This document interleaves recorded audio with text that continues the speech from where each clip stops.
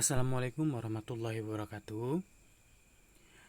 Apa kabarnya anak-anak? Semoga tetap sehat selalu dan tetap semangat dalam menjalankan pembelajaran daring kali ini. Semoga kita berdoa, semoga wabah ini cepat berlalu dan kita cepat bertemu di sekolah dan berkumpul bersama. Baiklah, kali ini kita akan membahas materi mengenai memahami ilmu melalui teks laporan hasil observasi. Jadi, materi kita kali ini tentang laporan hasil observasi atau LHO. Ya. Baiklah, kita lanjut saja.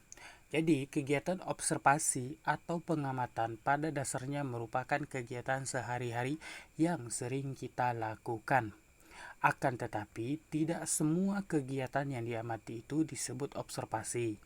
Observasi harus dilakukan secara sengaja, runtut, sesuai dengan aspek-aspek tertentu, dan berdasarkan tujuan yang jelas. Jadi, jika kamu ingin membuat teks laporan hasil observasi, itu sudah ada ketentuannya, ya. Jadi sudah ada ketentuannya. Pertama itu sengaja, yang kedua itu runtut, yang ketiga itu sesuai dengan aspek-aspek tertentu, dan yang keempat itu berdasarkan tujuan yang jelas. Jadi teks observasi itu tidak hanya dibuat-buat, tapi sudah ada ketentuannya.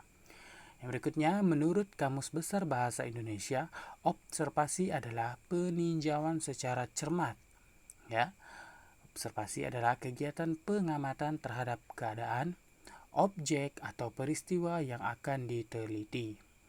Observasi tidak hanya berupa pengamatan menggunakan mata saja, tetapi mendengarkan, mencium, dan meraba termasuk salah satu bentuk dari observasi, ya. Observer adalah sebutan untuk orang yang melakukan observasi. Jadi orang yang melakukan observasi itu disebut observer. Sedangkan observer adalah objek pengamatan yang diobservasi. Jadi objek dalam teks observasi itu, dalam pengamatan observasi itu disebut observer. Sedangkan orangnya disebut observer, ya.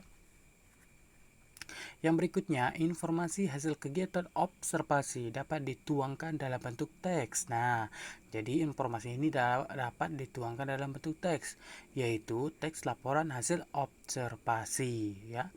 Jadi dia bisa dituangkan. Jadi dituangkan dengan apa? Dengan teks yang yaitu teks laporan hasil observasi. Ini teks laporan hasil observasi adalah teks yang berfungsi untuk memberikan informasi tentang suatu objek atau situasi setelah diadakannya investigasi atau penelitian secara sistematis, ya. Jadi sistematis itu secara berurutan. Yang berikutnya, teks laporan hasil observasi menghadirkan informasi tentang suatu hal secara apa adanya, lalu dikelompokkan dan dianalisis secara sistematis sehingga dapat menjelaskan suatu hal secara rinci dan dari sudut pandang keilmuan. Teks ini berisi hasil observasi dan analisis secara sistematis. Laporan hasil observasi bisa berupa hasil riset secara mendalam tentang suatu benda, tumbuhan, hewan, konsep atau ekosistem tertentu. Teks laporan hasil observasi biasanya berisi fakta-fakta yang biasa dibuktikan secara ilmiah. Jadi teks laporan hasil observasi ini kegiatan yang dilakukan dengan cara mengamati, ya. Jadi semua panca indera kita itu digunakan atau terlibat di dalamnya, ya. Jadi semuanya terlibat. Yang berikutnya nih, fakta-fakta yang terdapat pada teks laporan hasil observasi. Jadi di dalam teks laporan observasi itu biasanya dia berisi tentang fakta-fakta yang bisa dibuktikan secara ilmiah, ya. Jadi ada fakta-faktanya. Fakta yang pertama itu ciri umum teks laporan hasil observasi. Yang kedua, informasi dalam teks laporan hasil observasi. Kita lihat fakta yang pertama, ciri umum dulu. Pada dasarnya, teks laporan hasil observasi mempunyai ciri umum, yaitu mengandung fakta sistematis, dan menggunakan bahasa baku. Jadi ciri umumnya ini dia mengandung fakta, yang kedua sistematis, yang ketiga menggunakan bahasa baku. Jadi ada 3 ciri umumnya. Sedangkan yang kedua, yaitu fakta yang kedua, informasi dalam teks laporan hasil observasi. Nah, secara umum, informasi yang bisa didapatkan dari teks laporan hasil observasi meliputi data, waktu, tempat, dan atau proses mengenai suatu yang dibahas. Jadi, informasi yang bisa didapat ini, yang pertama itu data, yang kedua itu waktu, yang ketiga itu tempat, dan yang ketiga tempat, yang keempat itu proses ya. Tuh, jadi ada 4 informasi yang dapat kita hasilkan dari laporan hasil observasi. Nah, selanjutnya yaitu cara menangkap informasi dari sebuah teks laporan hasil observasi sebagai berikut. Jadi, cara menangkapinya.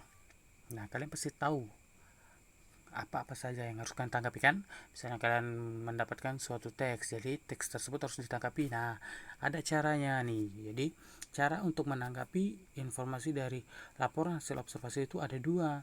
Yang pertama mencatat hal-hal penting, yang kedua mengajukan kalimat tanya ya. Jadi ada 2. Yang pertama kita bahas mencatat hal-hal penting.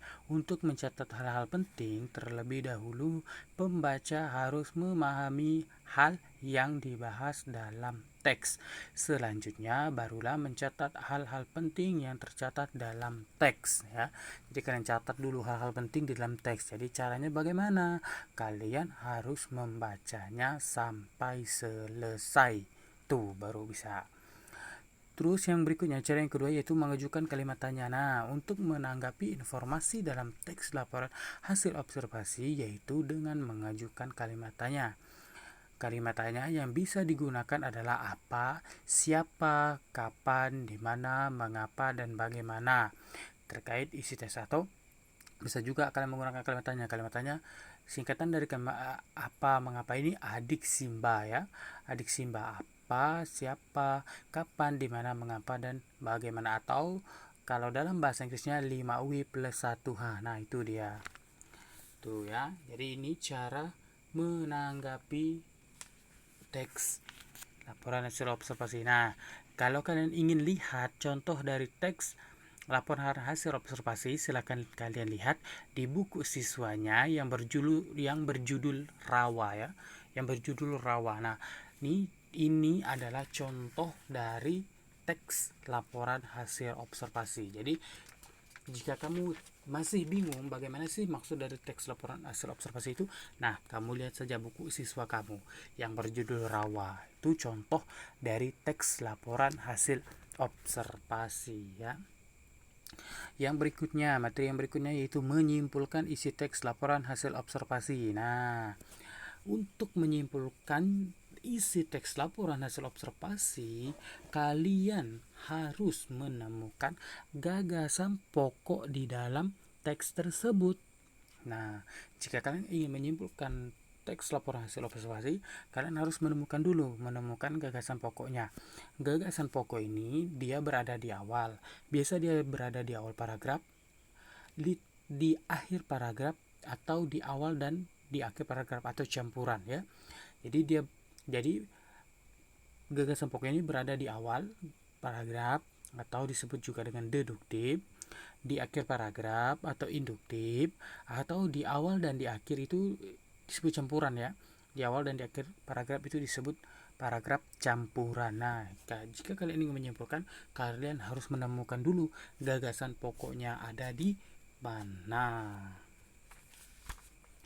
Yang berikutnya yaitu struktur teks laporan hasil observasi. Nah, semua teks apapun ya, teks apapun pasti memiliki strukturnya ya. Jadi ya, memiliki struktur atau unsur pembangunnya nih.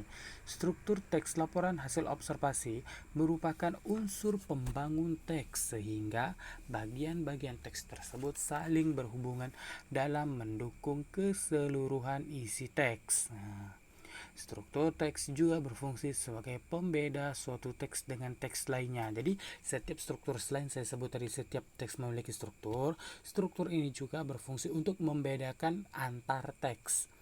Jadi teks deskripsi, teks persuasi, teks eksplanasi, teks laporan hasil observasi, nah itu teks prosedur itu tuh memiliki struktur yang berbeda-beda. Kenapa? Karena di struktur itulah kita mengetahui bahwa oh teks ini strukturnya ini, teks ini strukturnya ini. Nah disitulah letak perbedaan antar teksnya di strukturnya ya. Jadi struktur teks laporan hasil observasi ini ada 4. Yang pertama pernyataan umum, yang kedua deskripsi bagian, yang ketiga deskripsi manfaat, dan yang terakhir simpulan. Kita bahas satu-satu. Kita bahas yang pertama, pernyataan umum nih. Pernyataan umum. Pernyataan umum berisi tentang pengertian atau konsep dasar dari apa yang diobservasi atau topik yang diangkat. Nah, contoh di buku siswa ini misalnya teks hutan bakau.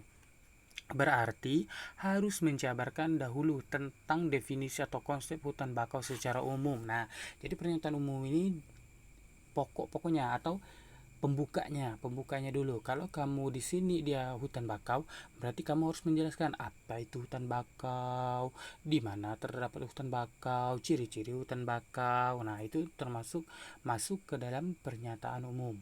Sedangkan struktur yang kedua yaitu deskripsi bagian. Ya, yang kedua deskripsi bagian. Deskripsi bagian berisi bagian-bagian yang lebih detail tentang konsep atau isi dari topik yang dijadikan laporan. Pada intinya, deskripsi bagian merupakan isi dari teks laporan hasil observasi. Jadi deskripsi bagian ini inti dari teks yang akan kamu buat, ya. Struktur yang ketiga yaitu deskripsi manfaat. Nah, deskripsi manfaat berisikan tentang manfaat dari objek observasi atau manfaat yang bisa diambil dari proses observasi yang sudah dilakukan. Bagian ini menjadi penutup teks laporan hasil observasi. Jadi deskripsi manfaat ini sama juga dengan deskripsi yang menjelaskan tentang akhir dari suatu observasi yang dilakukan ya. Tuh, struktur yang terakhir yaitu simpulan. Nah, terakhir nih simpulan. Bagian ini bersifat opsional atau boleh ada atau tidak, boleh ada boleh tidak. Jadi simpulan di sini dia bersifat opsional, boleh ada boleh tidak. Kalau kamu mau buat silahkan, kalau kamu tidak mau buat pun silahkan karena dia bersifat opsional ya. Simpulan berisi inti penjelasan dari bagian-bagian yang telah dijelaskan sebelumnya. Jadi di simpulan ini kamu menjelaskan kembali atau sama juga kamu menekankan ya. Kamu menekankan kembali bahwa teks itu seperti itulah isinya. Nah, kayak gitulah misalnya ya. Jadi kamu tegaskan pernyataan-pernyataan kamu di bagian simpulan. Makanya simpulan ini boleh ada boleh tidak atau bersifat opsional. Jika kamu ingin membuat teks kamu bagus, nah kamu buat simpulannya. Tapi jika kamu anggap bahwa teks kamu itu sudah cukup untuk menyampaikan apa yang kamu observasikan pun tidak apa-apa, juga tidak dipakai juga tidak apa-apa ya. Oke, cukup sekian materi saya kali ini. Saya berharap semoga materi yang saya sampaikan dapat kalian pahami dan kalian mengerti ya. Dapat kalian pahami dan kalian mengerti. Jika ada yang kurang paham atau kurang jelas, silakan kalian tanyakan ke saya ya. Kalau saya tidak bisa jawab, akan saya bantu sampai kalian paham. Tuh, baiklah, cukup sekian dari saya. Saya ucapkan terima kasih. Kita berdoa semoga wabah ini cepat berlalu dan kita kembali beraktivitas seperti biasa. Saya ucapkan terima kasih. Wassalamualaikum warahmatullahi wabarakatuh.